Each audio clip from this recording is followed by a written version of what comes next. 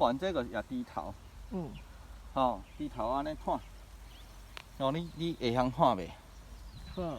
刚开始先好这边你不会弄太过来，因为它还太小啊。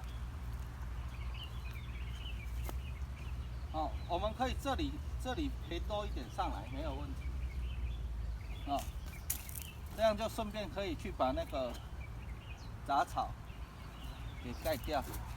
所以刚刚为什么只是清那个模头？我就不用清那个周围整个漆。对啊，因为那个到时候我这样上来的时候就清掉了。那现在一方面是开沟，是把沟开得更广，这样容水比较多，这样。不是，这个就是我们在走中根的原理。开沟就跟中根基在走的原理是一样的。我们的土刚好就是到我们的植株旁边，把它的旁边刚要萌芽的草给弄死盖掉，可是又不会伤到我们的作物。现在这个表面的土都还是算是松的所以我们只要这样轻轻的拨。那所以开沟主要是沟灌。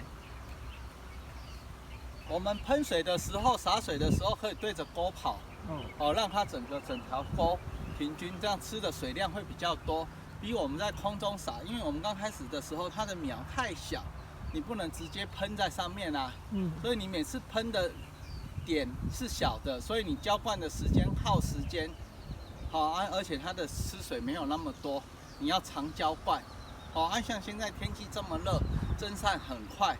你每天这样浇灌，你做来不及啊！所以你需要开一个浅沟，那到时候水的时候就可以跑在这个浅沟上面。